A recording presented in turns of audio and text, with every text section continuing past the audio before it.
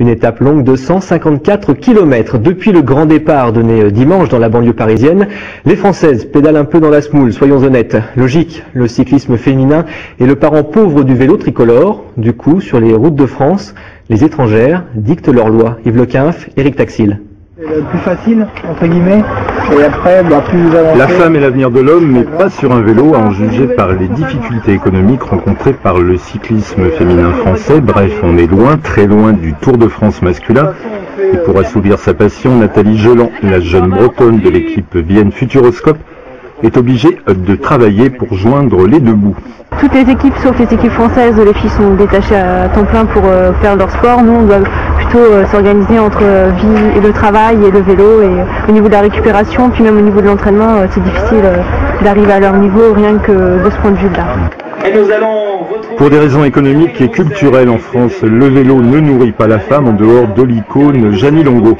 La parité avec les hommes est donc une chimère, un mirage. Il n'y a d'ailleurs que 2 équipes professionnelles. Elles affichent de tout petits budgets, 110 000 € par an pour l'équipe Vienne Futuroscope. On fait au plus juste, on essaye de ne pas s'égarer. Moi je fais attention un petit peu à tout sur les courses, que ce soit au niveau de l'hébergement ou de la restauration quand c'est à nous de la payer. Voilà, je sais qu'il y a un budget là. Si je commence à m'enflammer dès le début de saison, on n'ira pas à la fin.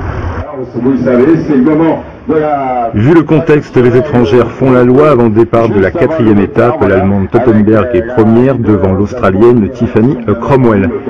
La Normande de Livaro, Karine Gothard-Roussel, la meilleure française, est 16e au classement général. Mais à 25 ans, le grand espoir du vélo féminin tricolore va bientôt mettre la flèche. Karine, fatiguée de la galère, va arrêter sa carrière.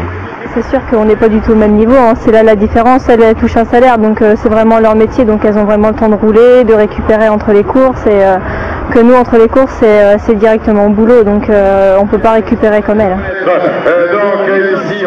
À l'arrivée à Saint-Pourçain, après une échappée royale doublé américain, la victoire d'étape est pour Stevens.